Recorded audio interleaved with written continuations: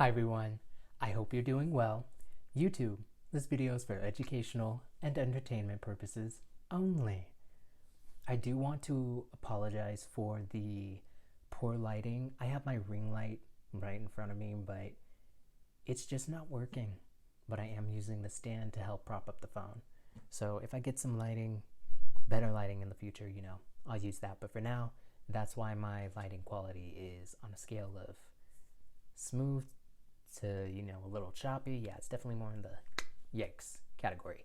But let's get into the content. I wanted to make a video, or at least start one video. I probably will be making more on locks and some of the things that I have experienced since starting my lock journey. I currently am not locked. I definitely will be, I believe, by the end of 2025, maybe the end of this year, depending on how quick my crown just decides to lock up. But I'm not stressed about it. I'm loving the journey so far. And yeah, let's just get into the video. So, some past hair experiences that I've had when I was adopted by two Caucasian Americans. They just, buzz cut my hair for several years up until about third, fourth grade, where I really wanted long hair. I absolutely adored the Powerpuff Girls. And when I discovered that Blossom's hair was her hair and not a cape, I just wanted that to be my hair. Maybe not straight, but I wanted my hair to be that long. I remember having birthdays where I would make that my birthday wish, or when my brother and I would break the wishbone when we were younger and we would celebrate Thanksgiving, I would make that wish. And I was disappointed the next day. But with my hair, it was around that time I just started sharing with my parents. I want to grow my hair out and I want to, do some styles with it. I was always interested in creativity as a kid. And from that young, I just wanted to express myself. I wanted to have fun with my hair and use that as a form of not only expression, but play. So I started growing it out, and my mom found someone to do two-stranded twists with yarn. And I had fun with the colors. I did red, I did burgundy, I did brown, black, blue, purple.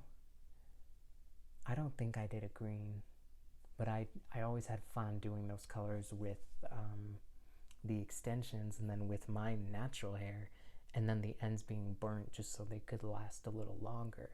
My hair naturally started locking when I would take these out, because I would always keep them in a little longer than I should have, especially growing up. But yeah, I wasn't allowed to have locks as a kid. And I'm not mad about that. There was someone that I lived in a compound when I was in third, fourth, and fifth grade, and there was somebody who had locks and who had children who had locks. And, my mom spoke with them as well, and, was totally willing to find whoever to do my hair, but I couldn't have locks because this gentleman shared with my mother, if he's not ready to take care of them, it's better you wait instead of fighting every single day with the upkeep, essentially. And they're extremely low maintenance, or at least the ones that I have, because I'm semi-freeforming. I ended up doing two-stranded twists, and I just let them be. I separate at the root every now and then, and which maybe, like once a month, because they don't get too clumped together. And I cleanse them with African black soap. And that's that. Then I hydrate with some water every now and then. A little more now because it's winter. But because of that, this gentleman just sharing the reality of what he was going through behind closed doors with his kids. My mom was like, "Yeah, I don't want to be dealing with that. So you're not gonna have locks, but you can have two-stranded twists and play with your hair in that way." So I was still happy I got to do that. And then I basically had these twists and cornrows throughout, up from third, fourth grade, whenever I started, all the way up through my senior year. And then right before prom, I cut my hair and I had a fade, and I kept that style. And I started going to the barber when I came here because I didn't want to pay like triple digits to get my hair done. You know, over there where I was living in Kenya and these other countries, it was like not even $70, not even 50, I want to say. But here it's like, you know, I didn't have that extra cash, you know, to be doing it as frequently as I was getting it done, and to have it look as nice as it was looking and last as long as it did without my hair turning, you know, without my hair naturally locking. So after that, 2020 hit and I wasn't going to a barber, and I started learning how to take care of my hair, started growing out my hair, and I played with having wash and goes to two-strand twists to passion twists and Senegalese twists, from having them blue, purple, blue and gray, and then purple and gray. And then in May, I just started seeing more and more videos of carbonated goddesses and gods starting their lock journey, and it definitely influenced me. And this is when I was trying to go to India, and I didn't lock my hair before, and then I didn't go. I'm gonna talk about it in a different video, but I immediately micro-locked my hair when I came back to my house, because I kept seeing more videos about how locks help store all of this energy that we have within us, as well as, you know, wrapping up your crown when you either A, don't feel protected, or if you are in a space where there may be a lot of energy that you just don't, that you don't want to take on. Bottom line, you don't want stored into your crown. And after that, I ended up taking out those micro locks because I didn't want to deal with retwisting. So I took them out, and then, yeah, I did two-strand twists. I have a couple videos with my hair locked, or with my hair exposed, I should say. So what are some of the spiritual experiences I've had since being locked? And I do believe I've had these specific experiences because I am on my lock journey. I have had experiences regardless of my hair being locked, regardless of my hair being long. I mean, like, when my hair was short, I was still having experiences. But I do believe that because I am now on my lock journey, I have had these specific ones. So the first experience I had was this. I was in this space, and it reminded me the terrain of being in Kenya, or maybe a different African country, with a drier terrain with a bunch of rocks and, you know, light brown, I don't want to say dirt, but just, you know, the ground, Mother Earth, Mother Gaia. And there was some green and vegetation. The sky was so blue. And there was this carbonated goddess in front of me who, if I had to use, you know, terminology, I would say was a full-on freeformer. And she had these two huge locks, one on the left, one on the right. The one on the left came down to about her elbow, if it was hanging down, and then the other one was down to her ankle. And she just started charging up all this kinetic energy, and her lock that was hanging down, once she started doing that, this light, this energy started becoming more visible. It was like the characters that I saw growing up in Dragon Ball Z, when they'd go into Super Saiyan form and all this energy would go around them and their hair would start sticking out. That's exactly what happened. All this energy started charging up around her, and this lock just sticking up in the air, and it sounded like rushing water, while her lock was just dancing in the air. And the space that I was in, I can only assume it was a space designated for practicing and further harnessing your natural abilities. But I don't fully have the answer. That's just kind of what I'm assuming based off of what I saw, that brief moment of what I saw in that moment. The second experience I had was very brief, but I saw all these men who carbonated gods who were shirtless, and they were running through this forest, and they had long locks, and their locks were again dancing in the air. And what I picked up on is that they were communicating with each other while they were attempting to, I don't know if it was escape or hunt something down, wherever they were moving and traveling off to with speed. But their locks were just all up in the air, taking in all the vibrations around them. This third experience that I had, and I didn't communicate with any of them, it was as if I was watching a movie play out in front of me, whereas that first experience, I could have interacted and said something to that carbonated goddess. But this second experience, maybe it was a memory, honestly. But yeah, that one was just really interesting. This third experience I had, when I was trying to figure out my lock count and if I wanted to do more or less, I started with less. And then I had an experience in the astrals, and I was walking around and my neck immediately turned red when I had all my locks wrapped around my head. And it was like my neck broke. So then I returned to my body and I broke them down, and I added, a little more.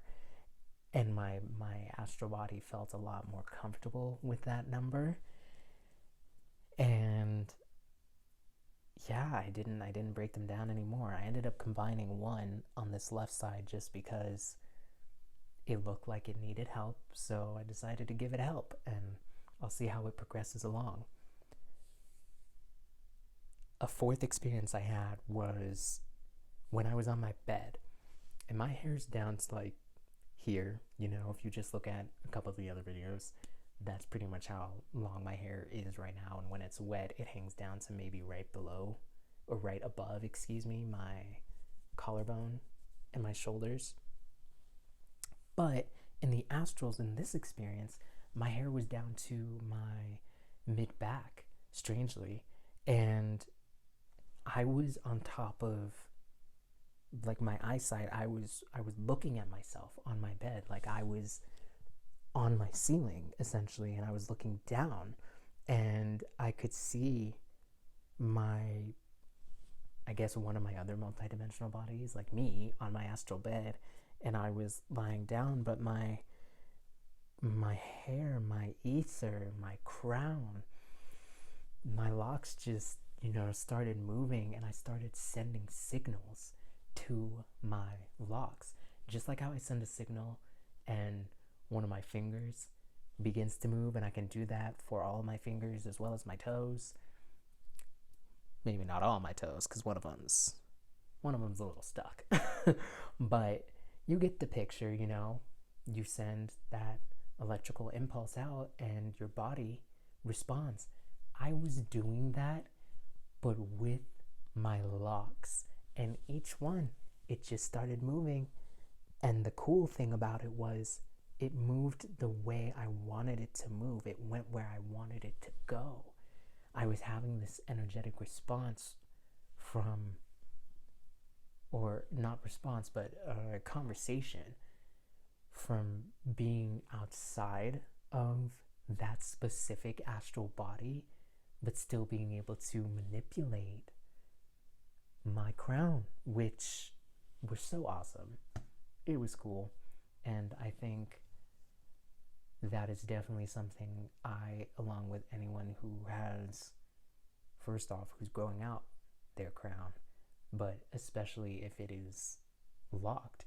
If it's in two-strand twist, if it's braided, yes, but especially if it's locked, we're all going to be able to experience this sometime after this massive, what I believe will happen, will be a solar flash. And we'll be able to tap into this again, especially when it gets longer. But that happened and it just felt so natural. There's so much ease to it. And it was fun. So I wanted to share that. The fourth, the last one may have been the fourth, whatever number we're on, that I had was me being on my bed here in Colorado. And I went to bed with nothing on top of my bed besides, my bed covers. I then came to in what, I'm going to refer to as my main astral body, and I'm in my bedroom, and it's a bluish hue, and I'm on my bed in the astrals, but there were some things at the foot of my bed, like my phone, charger, a couple other cords. My phone may have been in the astrals, and then, something else, just some miscellaneous items. For whatever the reason, were on the foot of my bed, specifically the left foot of my bed when looking at my bed from this back area being the headboard. So I then just had the thought come into me, I'm gonna move them. I am going to telekinetically move all of those items. And I did. And it was awesome. It took, a little more energy, but all of a sudden, all the stuff that was there just started moving. And I kept reminding myself that I am everything. Everything is me. After hearing Rashad Jamal say this, but more importantly, after my soul saying it to me in an astral experience that I had months ago, I just kept holding that thought that I'm just moving myself in another form. And bada bing, bada boom, all the items started moving. And they started moving wherever I wanted them to move.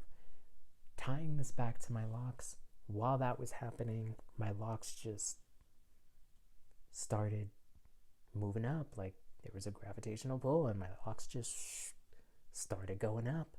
And then I put those down and I started focusing on my ceiling fan. And I thought, let me try and move my ceiling fan. Not the whole, appliance, but just the little wings right here.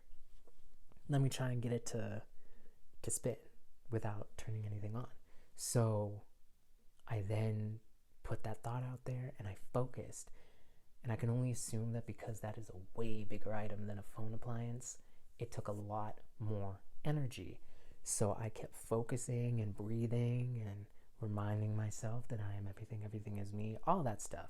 Without using words, I'm just going to say there's a specific feeling that I feel in the right side of my brain, and I just allow myself to go there. And all of a sudden, I started sparking. All this electricity started sparking around my ether, my crown, and then all of my Locs started just standing up. And then the fan, because it started slowly moving, but then it started going a little more.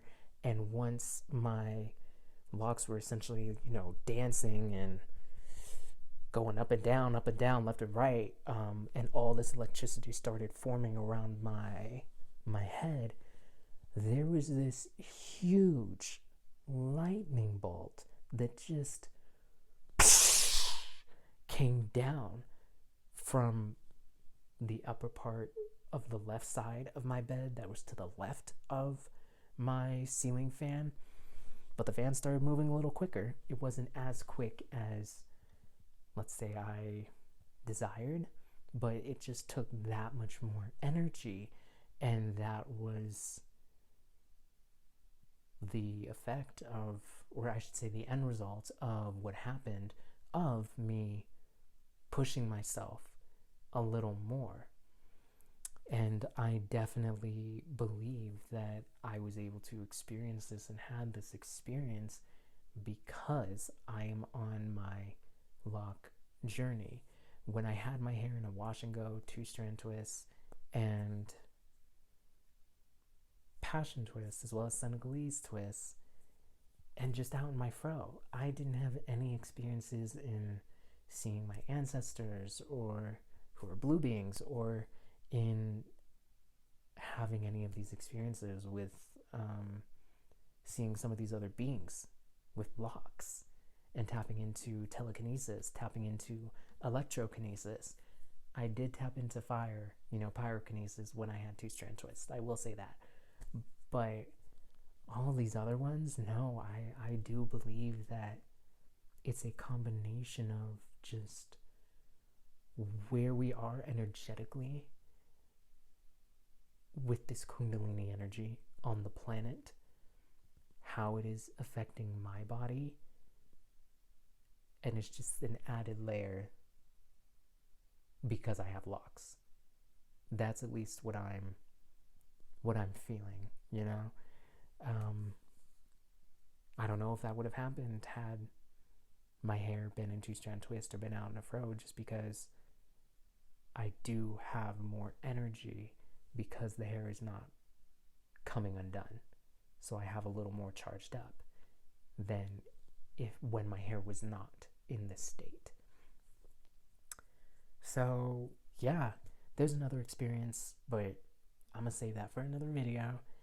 And I briefly touched on this, of me seeing more and more carbonated goddesses and gods locking their hair during May. And I wanted to touch back up on that before ending the video. Just, it really did something to my psyche, seeing all of these beautiful carbonated goddesses and gods with locks. All of this imagery that I just did not see growing up. And the imagery that I was seeing was of us, but in these positions of power, of divinity, with speaking and communicating with animals, or having animals right next to them in the picture, whether it was animated or a picture of someone in real life, and there'd be this beautiful music playing in the background. I really do wish I could link and share the videos with all of this imagery that just healed a part of me and made me feel empowered. And I felt love, I felt love. And I would love to share these videos, but I tried finding them again, and whatever account that it was on, that I tried looking up, is no longer on YouTube. So hopefully someone else posts something similar.